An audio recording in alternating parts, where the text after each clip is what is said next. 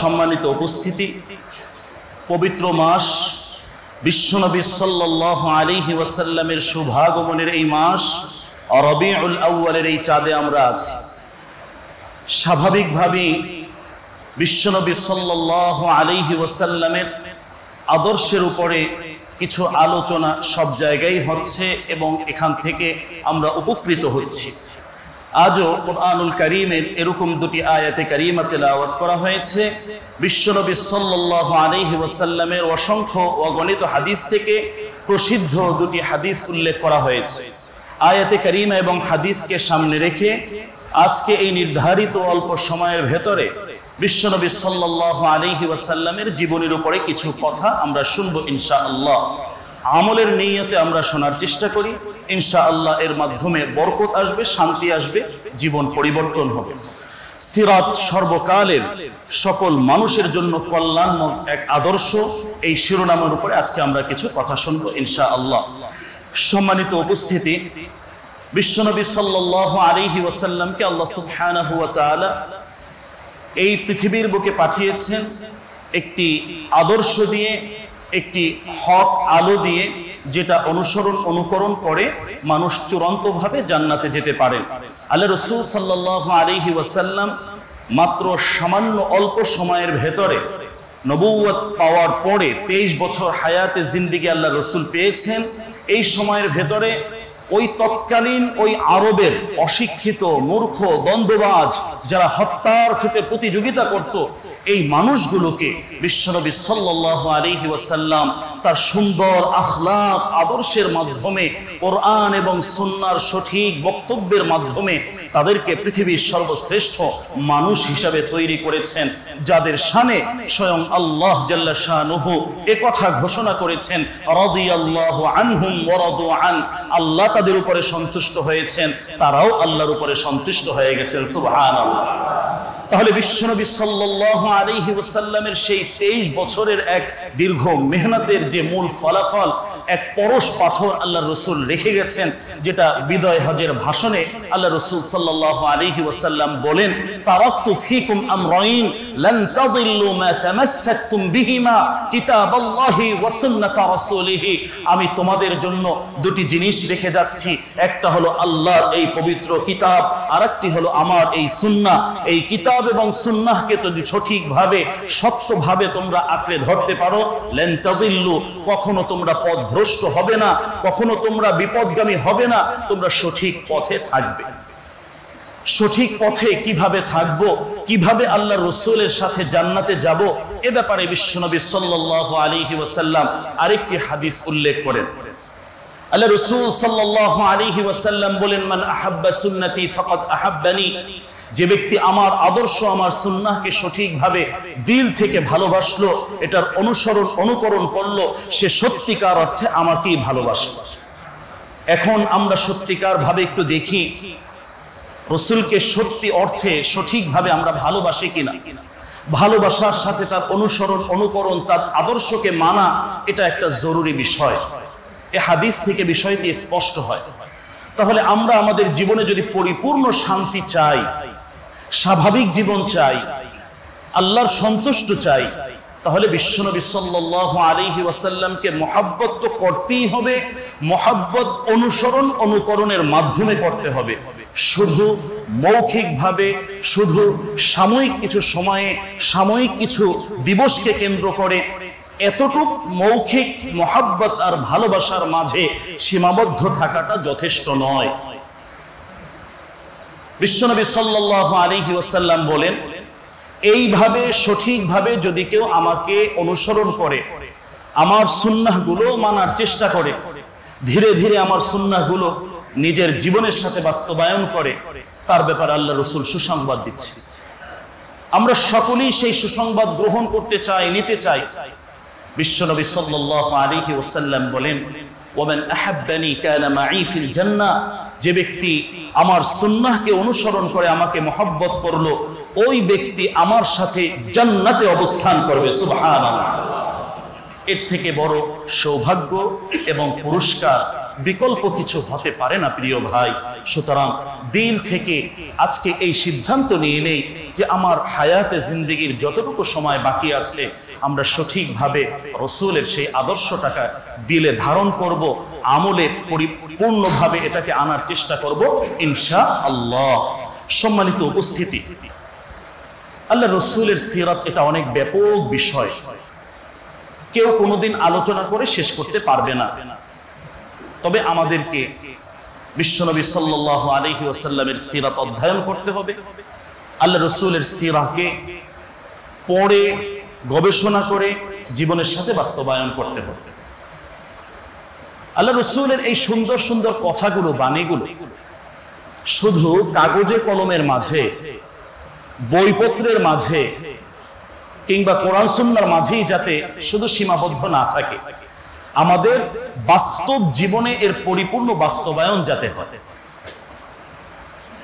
বর্তমান বিশ্বের বহু বিধর্মী জ্ঞানী পণ্ডিত বিভিন্নভাবে ইসলাম নিয়ে গবেষণা করেন। তাদের গবেষণার বিভিন্ন বক্তব্য অনেক সময় তারা প্রকাশ করে। বিখ্যাত এক পণ্ডিত ফিনসান তার এক গবেষণার ভেতরে তিনি একথা স্পষ্ট করেন যে এই পৃথিবীতে যত আদর্শ আছে, যত মানুষের যত বক্তব্য আছে, সব কিছুর মাঝে ইসলামের আদর্শ এবং বক্তব্যকে সর্বশ্রেষ্ঠ মনে হয় আমার কাছে।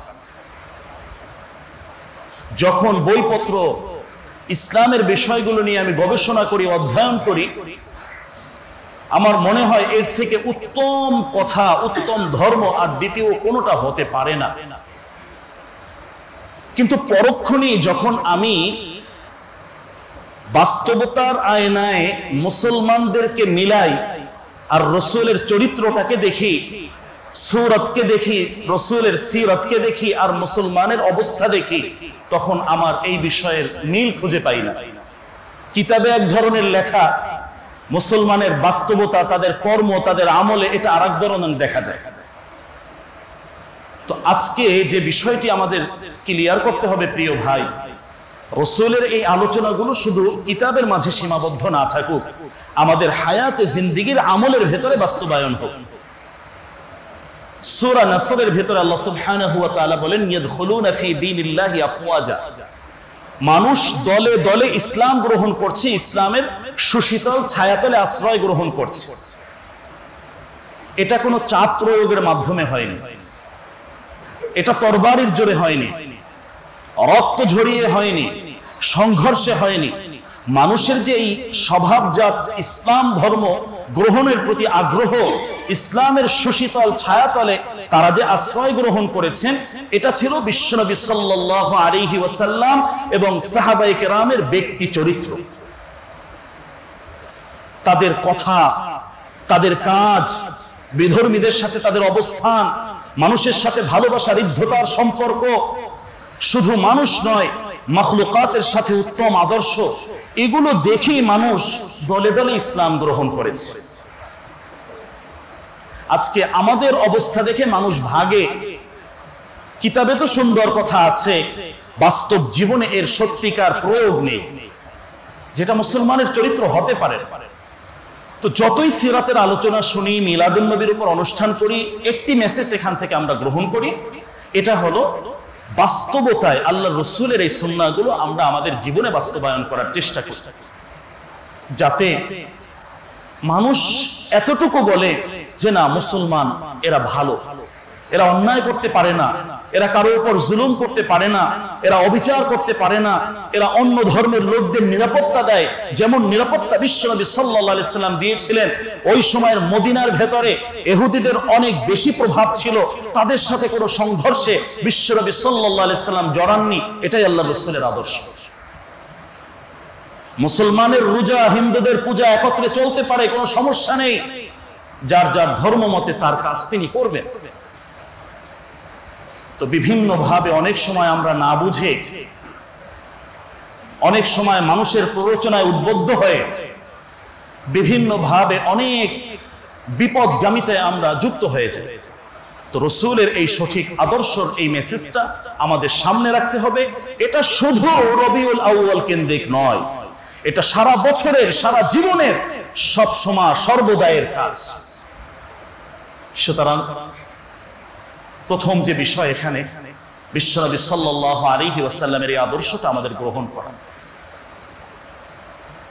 পৃথিবীর বিশ্ববিখ্যাত 100 মনীষীর লেখা দি 100 কিতাবের ভেতরে যেটা এসেছে, বিশ্ববিখ্যাত 100 জন মানুষের লিস্ট সেখানে আনা হয়েছে। এটাকে জমা করেছেন তিনিও বিধর্মী, কিন্তু ইনসাফের সাথে তিনি যে কথাটি বলেছেন, আজকে আফসোস, শত আফসোস, মুসলমানরা আমরা এই আহ্বানটা বুঝি না, এই মেসেজটা গ্রহণ করতে পারি না। তিনি এই কথা অকপটে স্বীকার করেছেন, যা আমার মন থেকে আমি কখনো চাইনি যে সর্বপ্রথম নামটা সর্বকালের, সর্বযুগের সর্বশ্রেষ্ঠ মহামানব আপনার আমার নবী, দয়াল নবী, বিশ্ব নবী মুহাম্মদুর রাসূলুল্লাহ সাল্লাল্লাহু আলাইহি ওয়াসাল্লামের নামটা সর্বপ্রথম আসুক, এটা আমি কখনো চাইনি।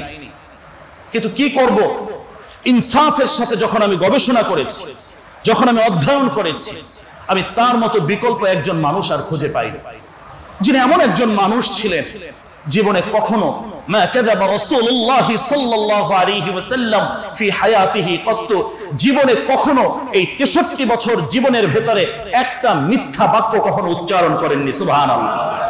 কোন রাসূলের উম্মাহ আমরা প্রিয় ভাই? আমাদের সকাল শুরু হয় কিভাবে, মোবাইলের কথাগুলো কিভাবে হয়, মিথ্যার কত ফুলঝুরি আমাদের ভেতরে থাকে, বিভিন্ন ভাবে রাজনৈতিক অনেক বক্তব্য আমাদের আসে। সত্যিকার দিল থেকে মহব্বত করে সত্য কথাগুলো বলার জন্য চেষ্টা করা, এটাই হলো রাসূলের সুন্নাহ, এটাই হলো বিশ্বনবীর আদর্শ। আল্লাহ রাসূল সাল্লাল্লাহু আলাইহি ওয়াসাল্লাম, বিশ্বনবী সাল্লাল্লাহু আলাইহি ওয়াসাল্লাম সকল মানুষ, সকল ধর্মের সকল মানুষ তাকে আলামিন বলেছে, এটা আমাদের জানা। চির সত্যবাদী, মানুষের সাথে ভালো ব্যবহার করতেন, মানুষের সাথে উত্তম আচরণ করতেন, খারাপ বিনিময়ে প্রতিদান তিনি কখনো দেননি, কখনো নিজ প্রয়োজনে কাউকে বদদোয়া পর্যন্ত আল্লাহ রাসূল সাল্লাল্লাহু আলাইহি ওয়াসাল্লাম দেন। তো সেই মহামানব আদর্শের পরিপূর্ণতা আল্লাহ পাক যাকে দিয়েছেন, লা আলা খুলুকিন আযীম, সেই বিশ্বনবী সাল্লাল্লাহু আলাইহি ওয়াসাল্লামের উম্মাহ আমরা। এই মর্যাদা রক্ষা করতে হবে, জবানকে পবিত্র রাখতে হবে, ব্যবহারের ভিতরে পরিচ্ছন্নতা আনতে হবে, যাতে অন্য একটা বিধর্মী মানুষ যারা কখনো নামাজ রোজা কি জিনিস এটা বুঝে না, তারাও যাতে বুঝে না মুসলমান মানেই হলেন তারা ভালো মানুষ, তারা আদর্শবান, তাদের থেকে কোনো ক্ষতি হয় না। মুসলমান একজন আরেকজনের সাথে দেখা হবে, প্রথমেই তিনি নিরাপত্তার ঘোষণা দিবেন, শান্তির দোয়া তার জন্য করবেন, আসসালামু আলাইকুম ওয়া রাহমাতুল্লাহ। এটাই হলো মুসলমানের আদর্শ। তো এগুলো তো প্রিয় ভাই এখন কাগজে কলমের ভেতরে ঢুকে গেছে, বাস্তবতার আয়নায় অনেকটা কমে গেছে, যার কারণে বহু শান্তির উপকরণ আমাদের সামনে আছে, কিন্তু প্রকৃতপক্ষে দিল থেকে একটা প্রশান্তি এটা আমরা অনুভব করতে পারছি না, পরিপূর্ণ রহমত এটা আমরা পাচ্ছি না।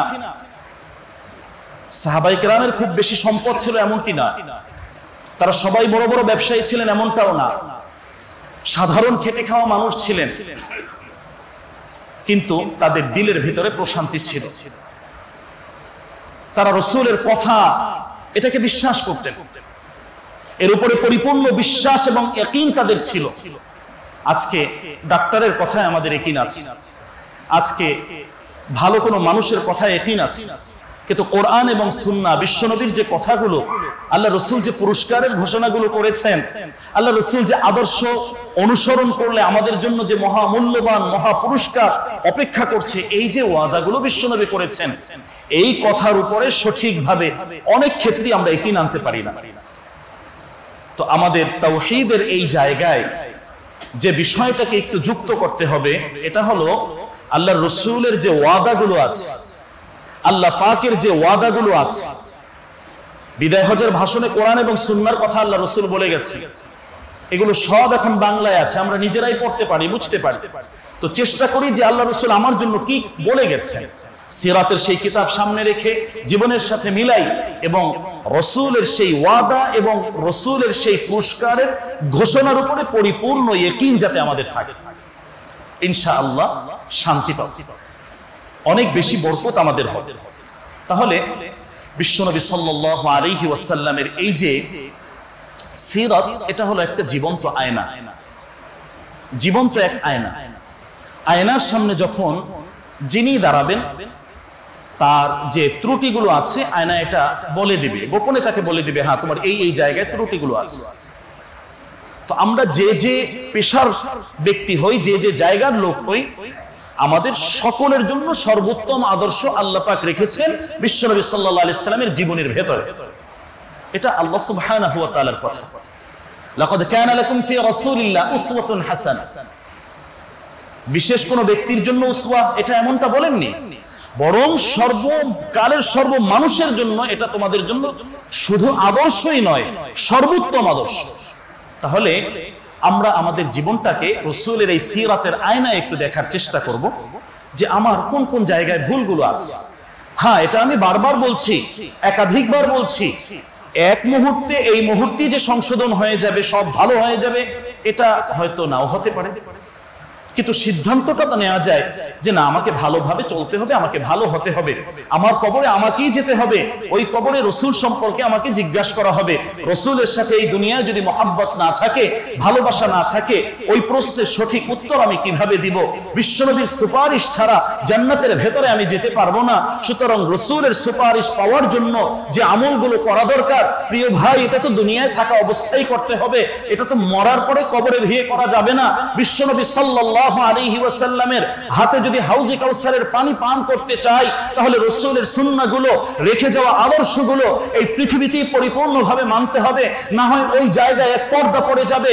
বিশ্বনবী সাল্লাল্লাহু আলাইহি ওয়াসাল্লাম হাউজে কাউসারের ওই পানি পান করানোর সময় কিছু উম্মার জন্য একথা বলবেন। বুখারীর বর্ণনায় এসেছে, সুহকান সুহকান লিমান গায়্যারা বাদি, আমি যে আমার দ্বীন ধর্ম ইসলামকে রেখে এসেছিলাম, তোমরা আমার দ্বীন ধর্ম ইসলামকে পরিবর্তন করেছো, সুন্নাহর জায়গায় বেদাত ঢুকিয়েছো, বিভিন্ন দিবস পালন করেছো যেটা সঠিক কোরআন সুন্নাহ সম্মত ছিল না, এগুলো তোমরা করেছো, আমার সুন্নাহকে পালন করনি, আঁকড়ে ধরনি, মহব্বত করনি। সুতরাং আজকে এই মহা সৌভাগ্য আর নিয়ামত থেকে তোমরা দূর হয়ে যাও, দূর হয়ে যাও, দূর হয়ে যাও। সুহকান সুহকান লিমান গায়্যারা বাদি।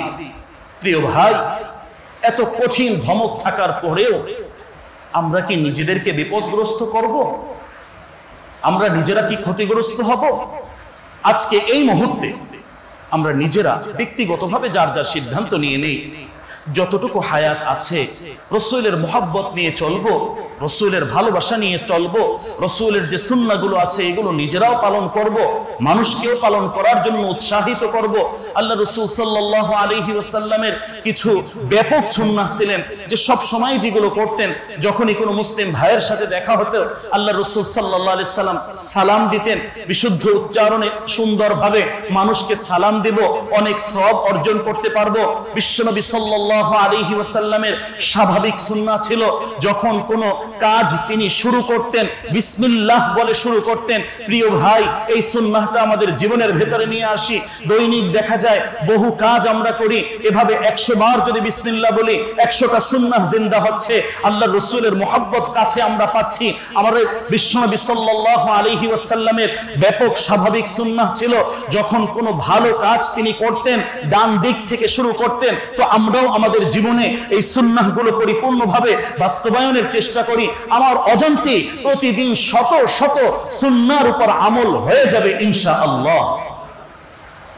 এভাবে আমাদের জীবনটাকে আমরা সুন্দরভাবে পরিবর্তন করার জন্য চেষ্টা করতে পারি।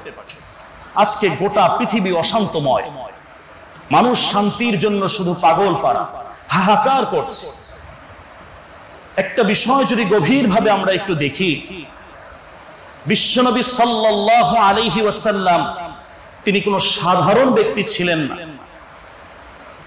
তার পুরা জীবনের সাথে আল্লাহ বরকতকে যুক্ত করে দিয়েছে।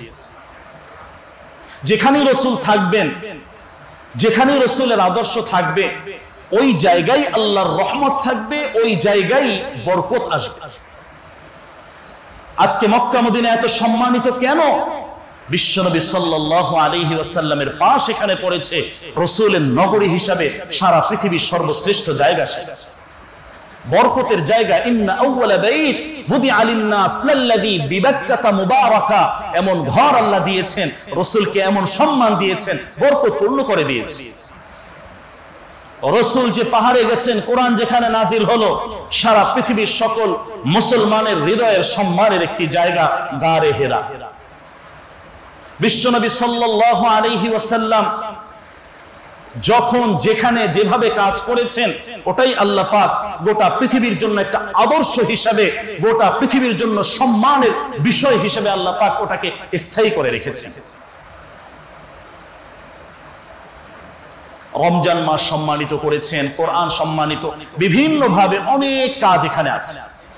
একটি বিষয় শুধু আমরা এখানে দেখব, আল্লাহর রাসূল এখনো নবী হননি, তিনি মুহাম্মদুর রাসূলুল্লাহ হননি, মুহাম্মদ ইবনে আব্দুল্লাহ আছেন এখনো। সেই ছোট্ট শিশু মুহাম্মদ ইবনে আব্দুল্লাহ, তিনি যখন তায়েফ চলে গেলেন, তাকে তায়েফ নিয়ে যাওয়া হলো দুধ পানের জন্য। হালিমাতুস সাদিয়ার কাছে গেলেন। হালিমাতুস সাদিয়া যে বক্তব্যটি দিয়েছিলেন, যে কথাটি তিনি উল্লেখ করেছিলেন, আমাদের প্রত্যেকটা মুসলমানের জন্য এটা বড় শিক্ষণীয়। তার বক্তব্যের ভেতরে তিনি স্পষ্ট এই কথা বললেন, আমি যখন মক্কার ভেতরে আসলাম, আমার সকল বান্ধবীরা আমার সবার আগে চলে এসেছে, আমি অনেক পেছনে পড়ে গেছি, আমার বাহনটা অনেক দুর্বল ছিল, আমার ওই সময় দুর্ভিক্ষ ছিল, ওই সময় আমার দুধ ছিল না, ওই সময় আমার বাচ্চাকে খাবারের মতন কোনো ব্যবস্থা ছিল না, আমার বকরিগুলো না খেয়ে থাকতো, শুধু হতাশা আর পেরেশানি। কিন্তু খোদার কসম, যখনই মুহাম্মদ ইবনে আব্দুল্লাহকে আমি কোলে নিয়েছি, সাথে সাথে আমার জীবনটা পরিবর্তন হয়েছে। যে বাহনটা সবচেয়ে দুর্বল ছিল, ওই বাহনটা সবচেয়ে বেশি শক্তিশালী হয়েছে। যে তায়েফের ময়দানে ওই জায়গাটা যে সবচেয়ে বেশি দুর্ভিক্ষপ্রবণ ছিল, ওই জায়গাটা আজও পর্যন্ত পৃথিবীর সুন্দর একটি জায়গা। সবচেয়ে বেশি ফলমূল সেখানে হয়, মিষ্টি ফল সেখানে হয়, আল্লাহর রাসূলের বারাকা সেখানে এসেছে। বিশ্বনবী সাল্লাল্লাহু আলাইহি ওয়াসাল্লামকে যখন আমি আমার ঘরে নিয়ে এসেছি, আমার সকল দুর্ভিক্ষ চলে গিয়েছে, আমার বকরিগুলো খাবার পেত না, কিন্তু যেখানেই চড়াই ওই জায়গায় ভর পেটে খেয়ে দিন শেষে ওলান ভরে দুধ নিয়ে আমার ঘরে চলে আসে। অন্য বান্ধবীরা বলতো যে হালিমার এই বকরিগুলো যে জায়গায় খাওয়ায়, তোমরাও তোমাদের বকরিগুলো ওখানে নিয়ে যাও, ওদেরটা নিয়ে যায়, ওদের বকরির কোনো দুধ হয় না, আমারটার ভরপুর দুধ হয়। এই সব কিছু ছিল ছোট্ট মুহাম্মদ ইবনে আব্দুল্লাহর বারাকা। সুবহানাল্লাহ। সম্মানিত উপস্থিতি, সেই নবীকে আল্লাহ পাক আমাদের জন্য উপহার দিয়েছে। বিনা আবেদন, বিনা দরখাস্তে রাসূলের উম্মাহ হওয়ার সুসৌভাগ্য আমরা অর্জন করেছি। এই মর্যাদাটা আমরা কতটুকু আসলে রাখতে পারছি? আল্লাহ রাসূলের এই আদর্শ রক্ষার মর্যাদাটা আমাদের ভেতরে কতটুকু আসলে আছে? এখান থেকে পৃথিবীবাসীর জন্য যে মেসেজ স্পষ্ট, বিশ্বনবী ছোট্ট অবস্থায় যে জায়গায় গিয়েছেন, ওই জায়গাটা আল্লাহ বরকতপূর্ণ করে দিয়েছে। আপনার আমার নবী বিশ্বনবীকে যদি আমরা সঠিকভাবে হৃদয়ের ভেতরে লালন করতে পারি, ধারণ করতে পারি, মুহাব্বত রাখতে পারি, ইনশাআল্লাহ আমাদের হায়াতে জিন্দেগিতেও বরকত আসবে ইনশাআল্লাহ। বিশ্বনবী সাল্লাল্লাহু আলাইহি ওয়াসাল্লাম বিভিন্ন ভাবে তার এই আদর্শগুলো প্রচার করেছেন মানুষের মাঝে, বিভিন্ন ভাবে, সর্বোত্তম ভাবে। কোন ধরনের মারামারি, হানাহানি, হিংসা, বিদ্বেষ, রক্তপাত এগুলো ছাড়া কিভাবে সম্মান করা যায়, কিভাবে মানুষদেরকে ভালো রাখা যায়, এই চেষ্টা একজন আদর্শ নেতা হিসেবে আল্লাহ রাসূল সাল্লাল্লাহু আলাইহি ওয়াসাল্লাম করেছেন। বিশ্বনবী সাল্লাল্লাহু আলাইহি ওয়াসাল্লামের হায়াতে জিন্দেগি সর্বোত্তম আদর্শের সংক্ষিপ্ত কিছু ইঙ্গিত শুধু দিচ্ছি। আল্লাহ রাসূল খুব কড়া মেজাজের ছিলেন, খুব কঠিন ছিলেন, বিষয়টি এমন নয়, বরং যেটা পাওয়া যায় রহম দিল ছিলেন, দয়ান নবী বলা হয়েছে। ওমা আরসালনাকা ইল্লা রাহমাতাল লিল আলামিন, গোটা বিশ্ব মানবতার জন্য, বিশ্ব মাখলুকাতের জন্য আল্লাহ তাআলা তাকে রহমত হিসেবে পাঠিয়েছে। এই দয়া মায়া এর চর্চা আমাদের ভেতরেও রাখা উচিত। বরং বিশ্বনবী সাল্লাল্লাহু আলাইহি সাল্লাম এত স্পষ্ট কথা এখানে বললেন, মান লা ইয়ারহাম লা ইউরহাম।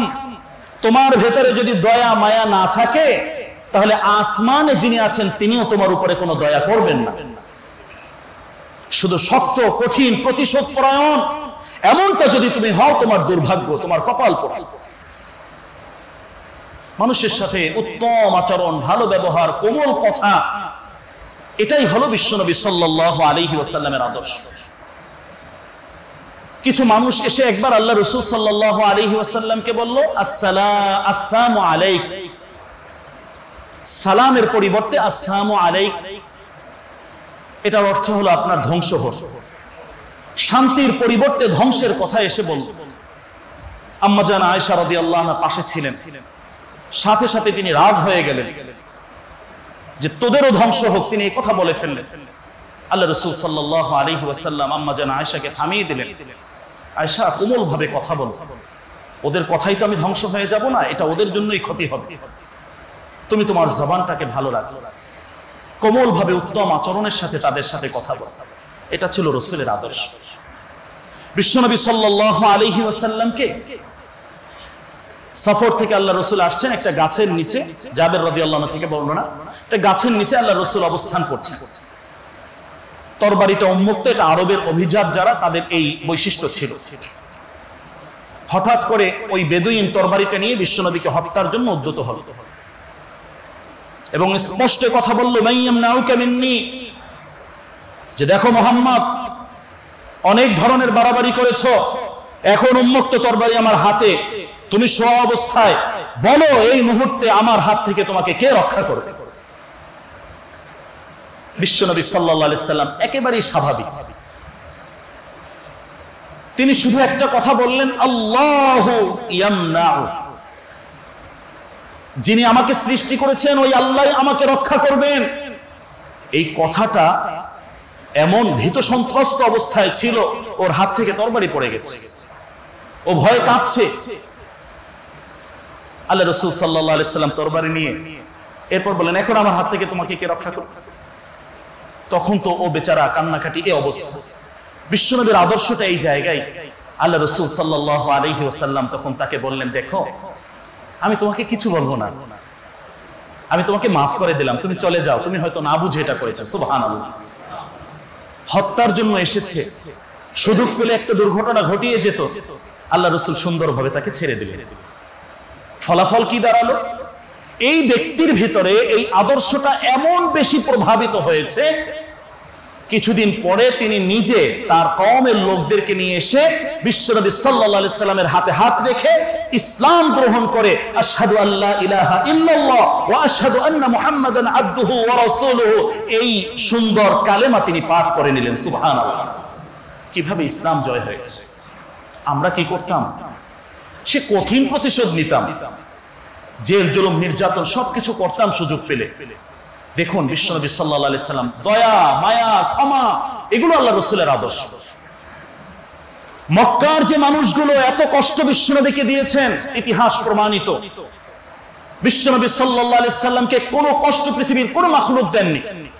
বরং আপনি আমি যখন হাঁটি, আমাদের রোদ লাগে, আমাদের প্রচন্ড তাপ লাগে, কিন্তু বিশ্বনবী সাল্লাল্লাহু আলাইহি সাল্লাম এমন একজন মানুষ ছিলেন, তিনি যখন হাঁটতেন, রোদের ভিতরে হাঁটতেন, উপরে একটা মেঘের ছায়া থাকতো, রাসূল যেখানে যেতেন মেঘটা রাসূলের সাথে সাথে সেখানে যেত। সুবহানাল্লাহ। বিশ্বনবী হেঁটে যেতেন, পাশের গাছগুলো আল্লাহ রাসূল আসসালামু আলাইকা আইয়ুহান নাবিয়্যু, আসসালামু আলাইকা ওয়া রাহমাতুল্লাহ, এভাবে শুধু সালাম দিতেন। রসুল হওয়ার পরে তিনি বলছেন, আমি মক্কার ওই পাথরগুলোকে চিনি, মক্কার ওই গাছগুলো সম্পর্কে জানি। আমার রিসালাতের আগে, নবী হওয়ার আগে যে গাছগুলো, যে পাথরগুলো আমাকে সালাম দিত। সুবহানাল্লাহ। বিশ্বনবী সাল্লাল্লাহু আলাইহি ওয়াসাল্লামকে কেউ কখনো কষ্ট দেন। বোবা প্রাণী আল্লাহ রসুলের সাথে কথা বলছে, রসুলকে সালাম দিচ্ছে, রসুলের নিরাপত্তা দিচ্ছে। অথচ মক্কার ওই মুশরিকগুলো, ওই মানুষগুলো, বিশ্বনবী নামাজ পড়েন, সালাত আদায় করেন, রসুলের মাথার উপরে সিজদারত অবস্থায় সেই উটের নাড়ি ভুঁড়িগুলো এসে চেপে দিচ্ছে, আর ওখান থেকে হাতে তালি দিচ্ছে ওরা দেখে দেখে। আল্লাহ রাসূল সাল্লাল্লাহু আলাইহি ওয়াসাল্লাম উঠতে পারছেন না, কষ্ট হচ্ছে। ফাতেমা এসে সরিয়ে তারপর বিশ্বনবীকে উদ্ধার করলেন। একটা লোক রাসূলের সাহায্য সময় এগিয়ে আসে না। যে মানুষগুলো ঘর বাড়ি ছাড়া করলো, যে মানুষগুলো তার জন্মভূমি থেকে বের করে দিল, দেখুন রাসূলের আদর্শটা আসলে কি আমরা তো বুঝি না প্রিয় ভাই। বিশ্বনবী সাল্লাল্লাহু আলাইহি সাল্লাম যখন মক্কা বিজয়ের জন্য আসলেন, তিনি যদি প্রতিশোধ পরায়ণ হতেন, তিনি তখন রক্তের বন্যা বসিয়ে দিতে পারতেন। একেবারে রক্তপাতহীন অবস্থায়, একেবারেই কোন ধরনের দ্বন্দ্ব সংঘর্ষ ব্যতীত আল্লাহ রাসূল মক্কা বিজয় করে ফেললেন। প্রতিশোধের একটা কথাও বিশ্বনবী তখন বলেননি। রাসূল সিজদায় চলে গেলেন, সকলের ব্যাপারে ঘোষণা দিলেন, ভাষণের ভিতরে বলে দিলেন আল্লাহ রাসূল, লা তাসরিবা আলাইকুমুল ইয়াউম ইযহাবু ওয়া আনতুমুত তুলাকা, তোমরা যে আমার সাথে যে ব্যবহারই করেছো, যাও, আমি আজকে তোমাদের সকলকে মাফ করে দিলাম। সুবহানাল্লাহ। এটা হলো সঠিক আদর্শ। বিশ্বনবী সাল্লাল্লাহু আলাইহি ওয়াসাল্লাম ক্ষমা করে দিয়েছে, রহমতের কথা বলেছেন, দয়ার কথা বলেছেন, মায়ার কথা বলেছেন, সকল হিংসা প্রতিহিংসা এগুলোকে ছাড়ার জন্য বলেছেন। তো আমরা রাসূলের আদর্শ উম্মাহ যদি হই, আমাদেরকে অবশ্যই এইভাবে কিছু কাজ করতে হবে। বিশ্বনবীর আমানতদারিতা আমরা একটু দেখি, আজকে আমাদের সমাজের সাথে একটু মিলাই। যে মানুষগুলোকে রাসূলকে হত্যা করার জন্য তার ঘরের পাশে দাঁড়িয়ে আছে, যে রাসূলকে এখনই হত্যা করে ফেলবে, আটকিয়ে ফেলেছে রাসূল, হিজরতের রাতের ঘটনা। বিশ্বনবী সাল্লাল্লাহু আলাইহি ওয়াসাল্লাম ঘরের ভেতর অবস্থান করছে, আল্লাহ পাকের হুকুম হলো বের হয়ে যাবে। আলী রাদিয়াল্লাহু আনহুকে ডেকে বললেন, ভাই আলী, ওরা তো আমাকে মারার জন্য এসেছে, আল্লাহ পাকের থেকে হুকুম হয়েছে আমি হিজরত করব। তবে শোনো ভাই, এই যে এই পোটলাগুলো দেখছো, এই ব্যাগগুলো দেখছো, এগুলো অমুক অমুক অমুকের, তাদের আমানত আমার কাছে রাখা ছিল, এই আমানতগুলো তুমি তাদের কাছে পৌঁছে দিয়ে আসো। যাদের নামগুলো বলা হয়েছে এই মানুষগুলোই রাসূলকে হত্যার জন্য পাশে দাঁড়িয়ে আছে। ইচ্ছা করলে রাসূল সব তো নিয়ে যেতে পারতেন, সব নিয়ে আমি মদিনায় চলে যাব। আল্লাহ রাসূল প্রত্যেকের পাই টু পাই আমানতগুলো হিসাব করে একদম সুন্দর মতন ওই জায়গায় রেখে আলী রাদিয়াল্লাহু আনহুর হাতে বুঝিয়ে দিলেন, ভাই আলী, আগামীকাল সকালে তুমি এগুলো তাদের কাছে পৌঁছে এরপর তুমি মদিনায় চলে আসবে। সুবহানাল্লাহ। আমানত রক্ষার সর্বোত্তম আদর্শ এবং উৎকৃষ্ট উদাহরণ। সমাজের অবস্থা আমি বলবো না, সরকারি সম্পত্তি কে কিভাবে দখল করে এটাও বলবো না। প্রিয় ভাই, রাসূলের এই আদর্শ থেকে এতটুকু শিক্ষা, আমি যদি ভালো হতে চাই আমাকে এইভাবে আমানতদারির একটা নমুনা আদর্শ আমাদের ভেতরে রাখতে হবে। বিশ্বনবী সাল্লাল্লাহু আলাইহি সাল্লাম এই আদর্শগুলো রেখে গেছে। ইনসাফ প্রতিষ্ঠা, এক্ষেত্রে বিশ্বনবী সাল্লাল্লাহু আলাইহি ওয়াসাল্লাম অনেক কঠোর ছিলেন। আল্লাহর বিধানের ব্যাপারে তিনি কখনো ছাড় দেন না। একবার মদিনার ভেতরে চুরি হলো, সম্ভ্রান্ত মহিলা চুরির অপরাধে অপরাধী। বেশ কিছু লোক বিশ্বনবীর সবচেয়ে প্রিয় ফাতেমা রাদিয়াল্লাহু আনহাকে বিভিন্ন ভাবে সুপারিশ করলেন, যাও রাসূলের কাছে গিয়ে কোনোভাবে একটু সুপারিশ করে এর বিনিময়ে বিকল্প কিছু হোক, ক্ষতিপূরণ যা আসুক তাই দিব, কিন্তু যদি এর শাস্তিটা হয়, হাত কাটা হয়, তাহলে আমাদের বংশের জন্য এটা অসম্মান। সারা জীবন মানুষ জানবে চুরির অপরাধে অপরাধ। ফাতেমাকে কোনোভাবে ম্যানেজ করার জন্য চেষ্টা করছে। আল্লাহ রাসূল সাল্লাল্লাহু আলাইহি ওয়াসাল্লাম এই কথা শুনে এত কঠিন ভাবে তখন কথা বললেন। রাসূল রাহমাতুল লিল আলামিন, কিন্তু এই সময় এত কঠিন ছিলেন, লাউ আন্না ফাতিমা বিনতে মুহাম্মদ সারাকাত, যদি আমার মেয়ে ফাতেমাও চুরি করে আর আল্লাহর শাস্তি যেটা আছে, আমি মুহাম্মদ ওই শাস্তি বাস্তবায়ন করার ক্ষেত্রে সামান্য পরিমাণ কোনো কার্পণ্য করব না। ইনসাফ প্রতিষ্ঠা, সমাজের ভিতরে ইনসাফ প্রতিষ্ঠা। অপরাধী যে হোক তাকে শাস্তি দিতে হবে, অপরাধের দরজা প্রবণতা বন্ধ হবে। অপরাধী যদি পার পেয়ে যায়, অপরাধী যদি ফোনের মাধ্যমে মুক্তি পেয়ে যায়, অপরাধীর পক্ষে তদবিরের লোক থাকে, সমাজ থেকে অপরাধ বন্ধ করা যাবে না। সমাজে অপরাধ দিন দিন বাড়তেই থাকবে। তো আজকে সামাজিক যত অবক্ষয় অপরাধ, এগুলো রোধ করার জন্য প্রকৃতপক্ষে সঠিকভাবে দোষী যে তাকে ওইভাবে যদি ব্যবস্থা নেওয়া হতো, আইনের সঠিক শাসন যদি প্রতিষ্ঠা হতো, আমাদের সমাজ থেকে এই জাতীয় ইফতিজিং, মাদকতা, অন্যান্য জাতীয় যে সমস্যাগুলো আজকে আমরা পোহাচ্ছি, এগুলো থেকে আমরা রেহাই পেতাম, এগুলো থেকে আমরা বাঁচতে পারতাম। যদি সঠিকভাবে এই বিষয়গুলো কার্যকর। সম্মানিত উপস্থিত, বিশ্ব শান্তির জন্য আল্লাহ রসুল কাজ করেছে। বিশ্বনবী সাল্লাল্লাহু আলাইহি সাল্লাম ছোট্ট যুবক, বন্ধু তোমাকে বলছি, ভাই তোমাকেই বলছি, আল্লাহ রসুল 16 বছর বিশ্বনবী সাল্লাল্লাহু আলাইহি সাল্লাম সমাজ নিয়ে ভাবলেন, সমাজের মানুষ কিভাবে ভালো থাকে, সমাজের নিগৃহীত নিপীড়িত যারা আছে, নির্যাতিত যারা আছে, তাদের পাশে কিভাবে দাঁড়ানো যায়। হিলফুল ফুজুলের ঘটনা দেখবেন, আল্লাহ রসুল সাল্লাল্লাহু আলাইহি সাল্লাম 16 বছর মাত্র বয়স, রসুল তখন হিলফুল ফুজুল সংগঠন করলেন মানুষের উপকারের জন্য, অভাবীদের অভাব দূর করার জন্য, বিভিন্ন ভাবে যারা ক্ষতিগ্রস্ততার মাঝে তাদের ক্ষতি পুষিয়ে দেওয়ার জন্য আল্লাহ রসুল এই কাজগুলো করলেন। তো আজকে আমার যুব সমাজ যারা আছো ভাই, আমাদেরকেও সামাজিক এই জাতীয় কার্যক্রম যেগুলো আছে, দলমত নির্বিশেষে নিজের মহল্লাকে ঠিক রাখার জন্য, নিজের এলাকাকে পরিচ্ছন্ন রাখার জন্য, নিজের সমাজটাকে ভালো রাখার জন্য, সত্যের পক্ষে, ভালোর পক্ষে, ন্যায়ের পক্ষে ঐক্যবদ্ধ হয়ে দেশকে সামনে এগিয়ে নিতে হবে, নিজের মহল্লাকে সামনে এগিয়ে নিতে হবে, নিজের এলাকাকে একটি আদর্শ এলাকা হিসেবে উপহার দিতে হবে। এটাই হলো আল্লাহ রাসূলের আদর্শ। বিশ্বনবী সাল্লাল্লাহু আলাইহি সাল্লাম সেই ছোট্ট অবস্থায় এই কাজগুলো করা শুরু করলেন। বিশ্ব শান্তির জন্য বিশ্বনবী সাল্লাল্লাহু আলাইহি সাল্লাম কাজ করলেন। রক্তক্ষয়ী বহু বড় বড় সংঘর্ষ আল্লাহ রাসূল মুহূর্তের ভিতরে বন্ধ করে দিলেন। আরব জাতিটা যুদ্ধাবাজ ছিল, যুগের পর যুগ যুদ্ধ করত। হাজরে আসওয়াদের একটি ঘটনা বলছি, বিশ্বনবীর বয়স 33 বছর। প্রচন্ড পরিমাণ রক্তক্ষয়ী এক সংঘর্ষ এখন হবে।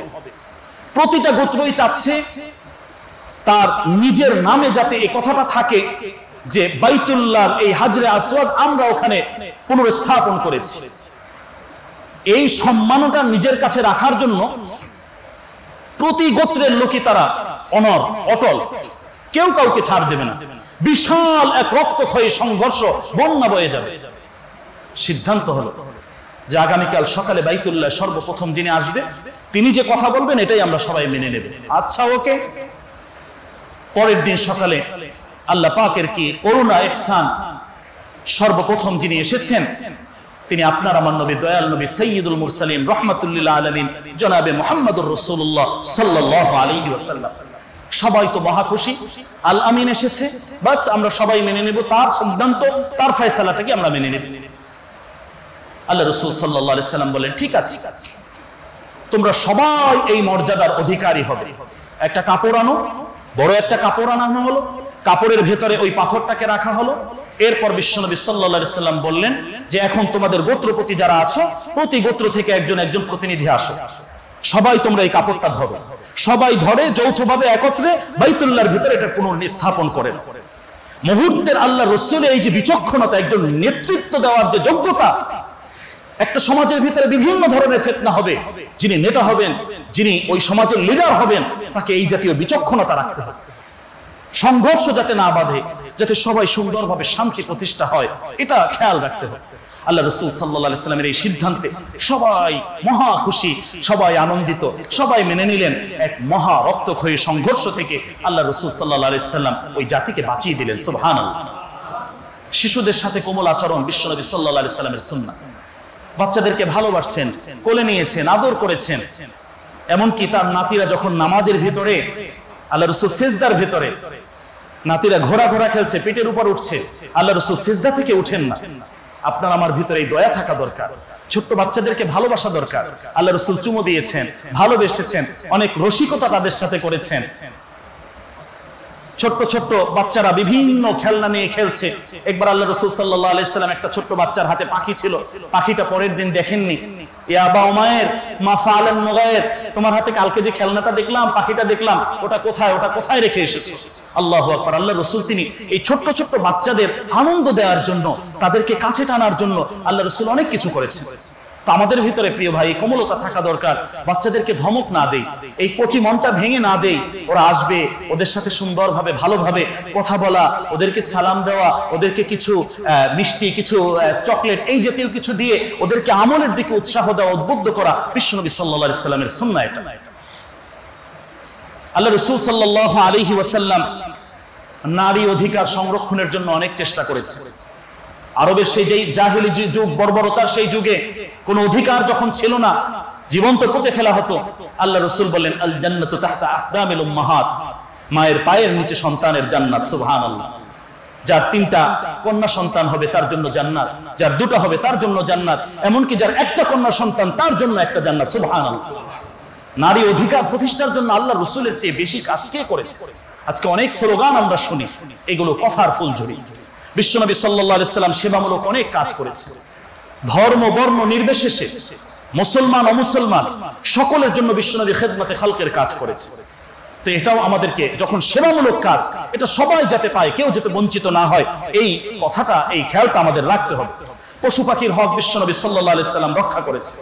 একবার এক সাহাবী একটা পাখির বাচ্চা নিয়ে এসেছেন, আল্লাহ রাসূল সাল্লাল্লাহু আলাইহি সাল্লাম বলেন, ছেড়ে দাও, ওর মার অনেক কষ্ট হচ্ছে, ওর মার অনেক কষ্ট হচ্ছে এই ছোট্ট বাচ্চাটার জন্য, তুমি এই পাখিটাকে ছেড়ে দাও। ওই সাহাবী তখন পাখিটাকে ছেড়ে দিয়ে আসলেন। তো সামান্য পরিমাণ আমরা অনেক পশু পাখি আমাদের ঘরে পালি, প্রিয় ভাই, এগুলোর যাতে কোনো কষ্ট না হয়। একটা বিড়ালকে কষ্ট দেওয়ার কারণেও জাহান্নামের কথা হাদিসের ভেতরে আসছে। সুতরাং পশু পাখির ক্ষেত্রেও আল্লাহ রাসূলের সুন্দর দিক নির্দেশনা আছে। পরিবেশ রক্ষায় আল্লাহ রাসূলের চমৎকার কথা রয়েছে। আজকে পরিবেশ বিপর্যয় ঘটছে, ভয়াবহ বিপর্যয় আমাদের ঘটতে যাচ্ছে, বিভিন্নভাবে অপব্যবহার হচ্ছে। আজকে রাস্তায় হাঁটলে, এই যে আমি চিপসটা খেলাম, চিপসের প্যাকেটটা রাস্তায় ফেলে দিলাম, আমি পানিটা খেলাম, পানির বোতলটা ফেলে দিলাম, পলিথিনটা ফেলে দিলাম, এটা কোন অভদ্রতা? এই যে রাস্তার ড্রেনগুলো বন্ধ হচ্ছে, পানিগুলো আটকে যাচ্ছে, ক্ষতি তো আমাদের হচ্ছে। এটা আমাদের মেয়র সাহেব, আমাদের প্রশাসন, আমাদের কমিশনার সাহেব তারা এসে হাতে ধরে এগুলো করবেন এটা নয়। এটা আমরা সামাজিকভাবে যারা আছি, সমাজের জনগণ যারা আছি, বসবাস যারা করছি, আমাদের প্রত্যেকের দায়িত্ব। তো পরিবেশ বিপর্যয় আজকে ভয়াবহ অবনতি হচ্ছে। বিশ্বনবী সাল্লাল্লাহু আলাইহি সাল্লাম গাছ লাগানোর কথা বলছে।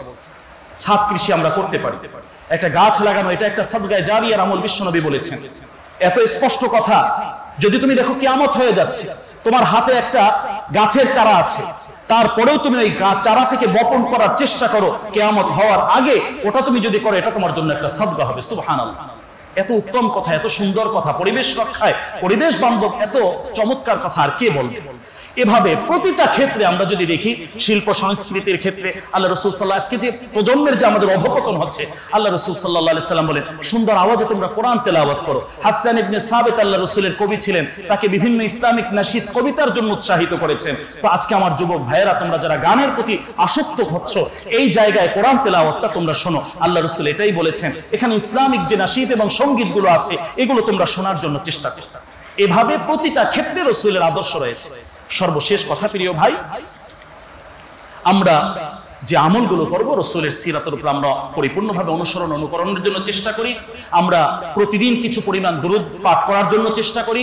আমরা আমাদের জীবনটাকে পরিপূর্ণ চেঞ্জ করার জন্য, আমাদের লাইফস্টাইল পরিবর্তনের জন্য আমরা চেষ্টা করি। আমরা সঠিকভাবে রাসূলের সাথে জান্নাতে যাওয়ার জন্য যে আমলগুলো বলা হলো, এগুলো করার চেষ্টা করি। সবশেষ একটা অনুরোধ, সম্মানিত উপস্থিতি, একটা ভালো কাজ আমরা করতে পারি, আমাদের মৃত্যুর পরেও আমাদের জন্য একটা সাদগায়ে জারিয়া হবে। আজকে বিভিন্নভাবে বিভিন্ন জায়গায় অনেক উপটকন, হাদিয়া, অনেক গিফট অনেক সময় আমরা দিই। আমরা একটা সিদ্ধান্ত নিই, আপনার আমার নবী, দয়াল নবী বিশ্বনবী সাল্লাল্লাহু আলাইহি ওয়াসাল্লামের জীবনের উপরে ভালো কিছু কিতাব আমরা কিনে রাখবো। বিভিন্ন সময় বিভিন্ন উপলক্ষে অনেক গিফট আমরা দিচ্ছি, তার সাথে একটা সিরাতের বই কাউকে দিই। আমাদের পড়ার টেবিলগুলোতে একটা সিরাতের কিতাব থাকবে, আমার অফিসের ভেতরে, আমার সেলফের ভেতরে একটা কিতাব থাকবে। যখন আর কেউ না, একজন লোক আসলেন আর ওই জায়গায় মুহাম্মদ সাল্লাল্লাহু আলাইহি ওয়াসাল্লাম এই কথাটা যখন পড়বেন, এটাও তার জন্য একটা দুরূদ পাঠের সওয়াব হয়ে যায়। সুবহানাল্লাহ। তো এভাবে আমরা একটু চেঞ্জ করার জন্য চেষ্টা করি, যে সমাজের ভিতরে রাসূলের সিরাতটা যাতে সবার সামনে পৌঁছে যায়, সবাই যাতে এটা আমল করতে পারে, এজন্য আমরা সার্বিকভাবে এই চেষ্টা করি। আল্লাহ সুবহানাহু ওয়া তাআলা বিশ্বনবীকে যে অল্প সময়ের মাঝে, মাত্র 23 বছরের মাঝে, অশিক্ষিত, মূর্খ, বর্বর, দ্বন্দ্ববাজ, রক্তপাত যারা ঘটায়, বিভিন্নভাবে যুদ্ধবাজ, এদেরকে যেভাবে আল্লাহ পাক পরিবর্তন করে দিয়েছেন, তারা পৃথিবীর সর্বশ্রেষ্ঠ সফল মানুষ হয়েছেন, আদর্শ মানুষ হয়েছেন। আদর্শ শিক্ষার জন্য আমাদেরকে নির্দেশ দেওয়া হয়েছে। আমরা আল্লাহর রাসূল এবং সাহাবায়ে কেরামকে সঠিকভাবে অনুসরণ করে, এই সিরাতকে পাঠ করে জীবনকে পরিপূর্ণ সফলতার সর্বোচ্চ শিখরে পৌঁছানোর জন্য চেষ্টা করি। সেই আশাবাদ ব্যক্ত করে আজকের মতো এখানেই শেষ করছি। ওয়া আখিরু দাওয়ানা আনিল হামদুলিল্লাহি রাব্বিল আলামিন।